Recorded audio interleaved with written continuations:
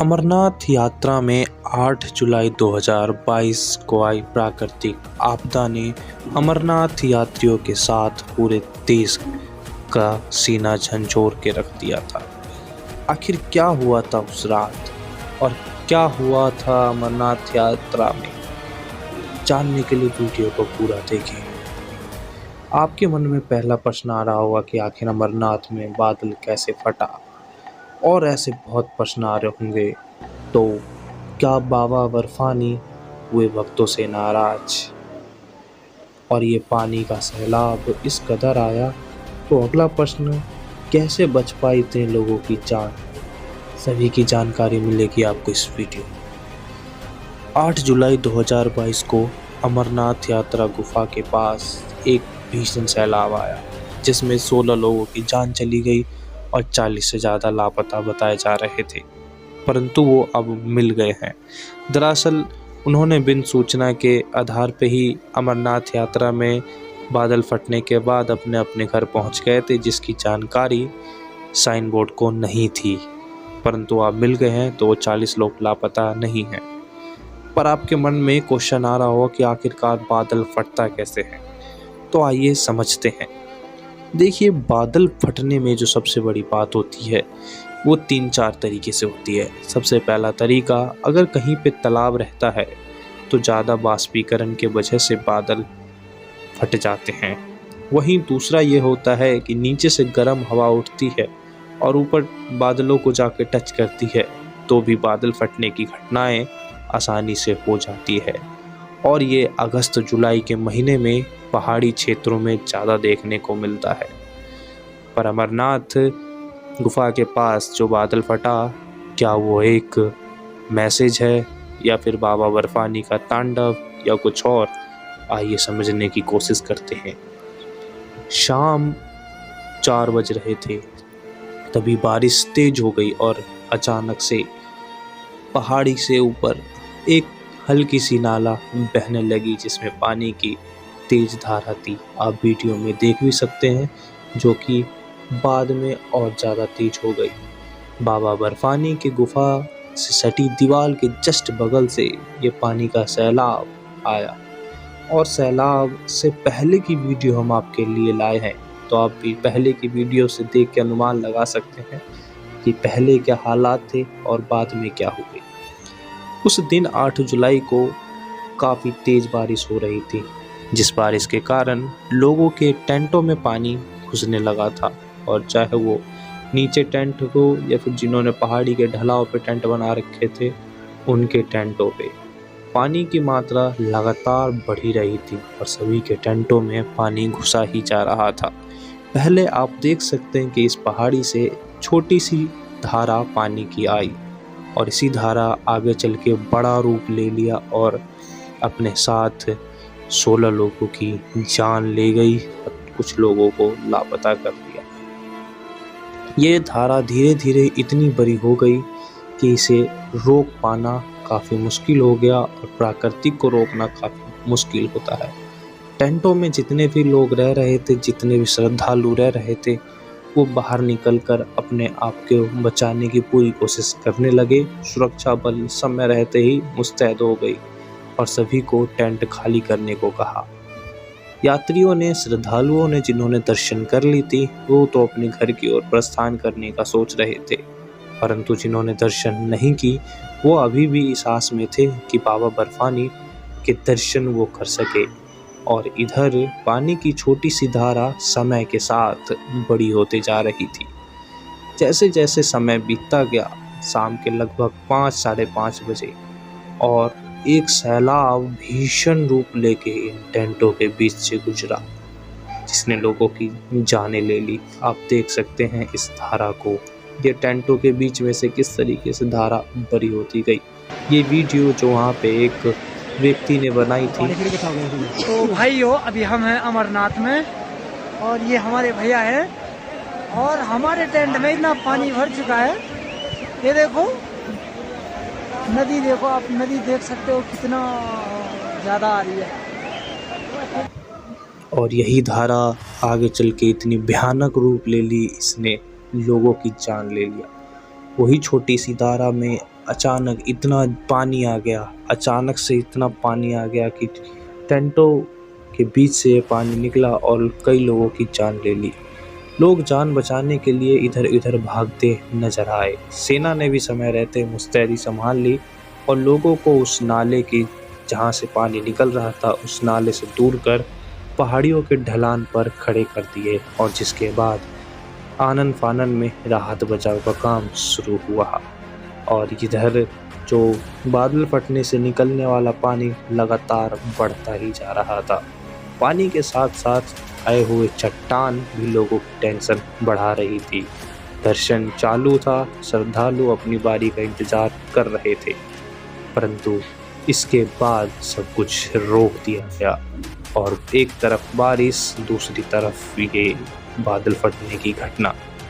उसके बाद जो हुआ वो काफ़ी भयानक था। उस मंजर ने काफ़ी लोगों को झंझोर के रख दिया, लोगों के साथ साथ देश को भी झंझोर के रख दिया और अपने साथ 16 जिंदगी ले गई। इस जिंदगी में दिल्ली की 2 महिलाएं और 14 अन्य लोग भी शामिल थे। और इस बार बाबा अमरनाथ के गुफा में ये घटना देखने को मिली। पहले भी ऐसी घटना बाबा अमरनाथ की गुफा के पास होती रहती है। पिछले साल भी कोरोना के कारण यात्रा नहीं हुई थी, परंतु पिछले साल भी बादल फटा था पर किसी के हाथाहाथ होने की कोई खबर नहीं मिली थी। इससे पहले भी अमरनाथ गुफा के पास हादसा हुआ है जिसमें कुल मिलाकर अभी तक 500 से 1000 लोगों की मौत हो चुकी है, चाहे वो आतंकी घटना हो या प्राकृतिक घटना हो। और उसके बाद राहत बचाव का काम शुरू हो गया। 7-8 बजते बजते तक राहत बचाव का काम अपने जोर पे पहुंच गया। जो लोग घायल हुए थे, जो मृत हो चुके थे, उन्हें सेना जल्द से जल्द उपचार के लिए पहुंचा रही थी। और ये बाबा बर्फानी के गुफा से जब वीडियो बनाई गई तो उस वक्त ये खौफनाक मंजर कैमरे में कैद हो गया।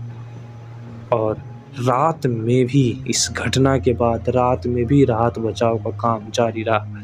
रात के कम से 8 बजने को आ गए थे और एनडीआरएफ सेना मिलके लगातार लोगों को बचाने का काम कर रही थी।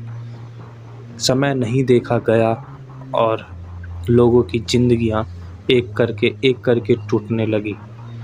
पहले खबर आई कि 3 लोगों की मौत हुई है, उसके बाद खबर आई 4 लोगों की मौत हुई है, उसके बाद खबर आई कि 8 लोग मर गए हैं और अगले दिन तक खबर आती है कि 14 लोग मर गए। राहत बचाव का काम अगले दिन तक भी चला। बारिश का मौसम था, अगले दिन भी मौसम काफ़ी ख़राब था, पर राहत बचाव का काम लगातार चलता रहा।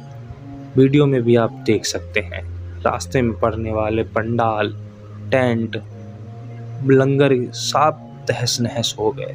पत्थरों के नीचे सब दब गए, कोई पत्थर के नीचे दबा, कोई कहीं दबा। सेना ने जैसे तैसे वहाँ से लोगों को निकालने का काम शुरू किया, कुछ को पैदल, कुछ को हेलीकॉप्टर के सहारे पंचतारनी और बालटाल जाने को कहा गया। लोग शिफ्ट हुए।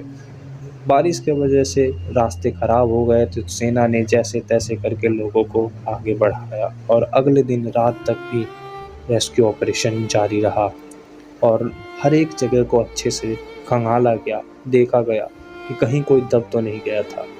पंडाल के अंदर जितने भी व्यक्ति थे उन व्यक्तियों से पूछा गया कि आपका कहीं कोई खो तो नहीं गया, और जिन का खो गया था उनकी तलाश जारी थी। जो व्यक्तियों को अधिक नुकसान पहुंचा था, जो व्यक्ति अधिक घायल हो गए थे, सेना ने उन्हें हेलीकॉप्टर से रेस्क्यू करके अस्पताल पहुंचाया और आनन फानन में वहां पर सभी लोगों को पंचतारनी शिफ्ट करने लगे थे। सेना ने, एनडीआरएफ ने, एसडीआरएफ ने, आईटीबीपी ने, एसएसबी ने, बीएसएफ ने, सभी ने मोर्चा संभाल रखा था और एक ही जिद थी कि ज़्यादा से ज़्यादा लोगों की जान बच पाए।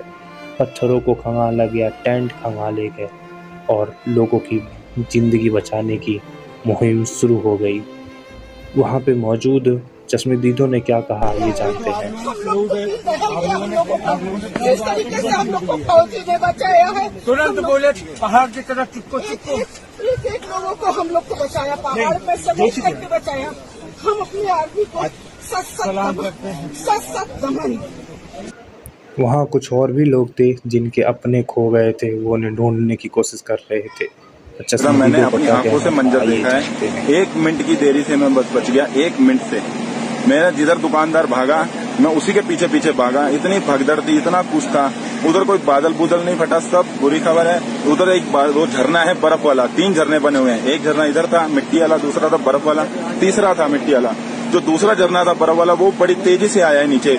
वो पानी के बहाव से इतनी तेजी से उसी के पत्थर पुत्थर गिरे हैं। सब कुछ टेंट में जेडे लोग रेस्ट कर रहे थे वो भी बह गए, साथ में 1-2 टेंट वाले भी बह गए हैं, 1-2 घोड़े स्थल वाले बह गए हैं, एक आर्मी ऑफिसर भी बह है मेरे सामने। और एक का तो ये बुरा हाल था, एक लड़की के 2 माँ बाप दोनों बह गए। बेचारी वहां रो रही थी, आर्मी ऑफिसर वाले को उनको छोड़ के आए हैं लड़की को।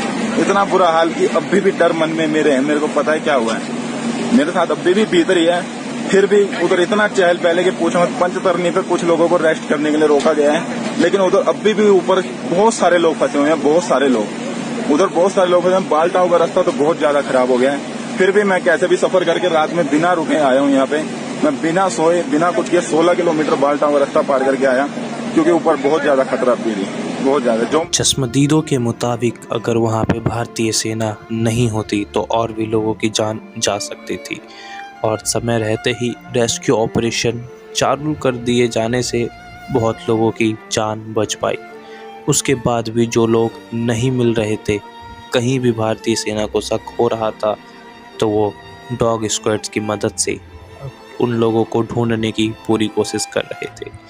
इधर एनडीआरएफ, एसडीआरएफ भी मिलके लोगों को ढूंढने की पूरी कोशिश कर रही थी कि जैसे जैसे समय बढ़ रहा था, लोगों की धड़कनें भी बढ़ रही थी कि 40 लोग लापता तो थे, उनकी कहीं मौत न हो चुकी हो। उन्हें ढूंढने की पूरी कोशिश की गई, और इधर सभी सेनाएं ढूंढने के काम में लगी हुई थी। पहाड़ों को काटा जा रहा था, डॉग स्क्वाड की मदद ली जा रही थी, डीआरडीओ से साइंटिस्ट बुला लिए गए थे, एक से एक भारी उपकरणों की मदद ली जा रही थी, एक से एक डिजिटल उपकरणों की मदद ली जा रही थी कि ऑपरेशन ज़िंदगी सफल हो जाए और ज़्यादा से ज़्यादा लोगों की जान बच जाए। परंतु वो 40 लोग अपने ही घर पहले जा चुके थे, और ये मशीनों का इस्तेमाल भारतीय सेना द्वारा किया जा रहा था। जो रास्ते टूट गए थे उन रास्तों को बनाने में भारतीय सेना ने लोगों को ज़िंदगी बचाने से लेकर रास्ते बनाने तक का सारा काम भारतीय सेना ने किया।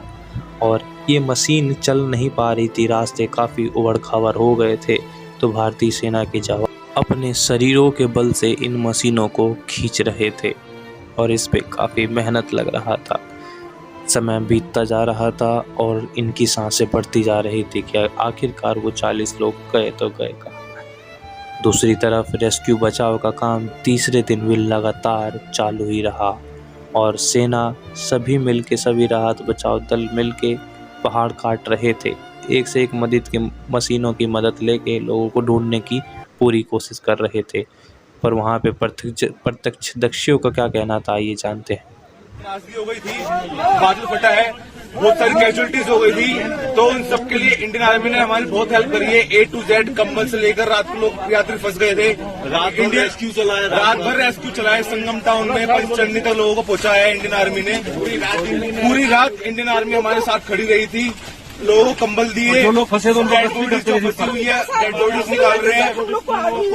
हमारे आंखों के सामने की बात है, हम लोग का दिल ही जानता है। हम लोग को ये भगवान लोग ने जिस तरीके से हमारे आदमी हम लोग को बचाए हैं, प्रभु वही सबकी रक्षा करे। बिना हम यात्रा नहीं कर सकते, बिल्कुल इंडियन आर्मी है तो हम हैं, ना हो तो सर हम लोग यात्रा नहीं कर सकते हैं। हम अपने भारत माता की इंडियन आर्मी नहीं, ये पिछले 20 सालों से लग रहे हैं यहाँ पे। ये इसी यही लाइन है, यही रास्ता है दरबार में जाने के लिए। 20 साल से यही रास्ता है। पिछली सरकार में भी यही रास्ता था, इसी जगह पे टेंट लगता था, इसी जगह पे लंगर लगता था, इसी जगह पे दुकानें लगती थी। मैं 99 से यहाँ पे आता हूँ, हर दफा यहाँ इसी जगह पे लगता है। ये कुदरत का कहर है, ये किसी ने नहीं किया, ये परमात्मा ने किया है, खुदा ने किया है, ये किसी इंसान ने नहीं किया है। हम सब पे ये मुसीबत आया है। हम सबसे गुजारिश करते हैं, मेहरबानी करके किसी भी तरह का बयानी बाजी मत करो, हमें अपना कारोबार, अपना यात्रा चलाने दो। वो मेहरबानी होगी आप लोगों से। रात जब हम गुफा में थे जी, तब जब बारिश आ रही थी बहुत ज्यादा, तब आर्मी ने बहुत साथ दिया और उन्होंने उस टाइम नीचे सबको उतारा और गुफा खाली करवाई और कुछ बंदों को पंचतरनी भेजा, कुछ को बालटाल भेजा और आर्मी की सपोर्ट बहुत रही और इसमें बहुत उनका साथ रहा, तभी हम नीचे आ पाए। नहीं जिस हिसाब से बारिश हुई है कोई बचने का कोई चांस नहीं था। आर्मी की सबसे बेस्ट बात ये स्माइलिंग फेस, अच्छे से अटेंड किया, ऐसा नहीं कुछ हमारे साथ किया। इस घटना को लेकर भी कुछ लोगों ने कुछ कहा और कुछ लोगों ने कुछ कहा, पर यहाँ पर भारतीय सेना का ऑपरेशन जिंदगी सफल रहा और ज़्यादा से ज़्यादा लोगों की जिंदगियां बच पाई। यात्रा फिर चालू कर दिया गया, परंतु मौसम खराब होने के साथ यात्रा फिर बंद कर दिया जाता है। तो अमरनाथ यात्रा में इस बार जो बादल फटा, ये थी उस बादल फटने की पूरी कहानी। और ये प्राकृतिक घटना है, इसे किसी धर्म आदि से जोड़ के ना देखें, ये घटना होती रहती है। पर हमें भी ग्लोबल वार्मिंग से सुधरना होगा और पर्यावरण में प्रदूषण कम फैलाना होगा। अगर आपको वीडियो अच्छा लगा हो तो चैनल को सब्सक्राइब करना ना भूलें। धन्यवाद।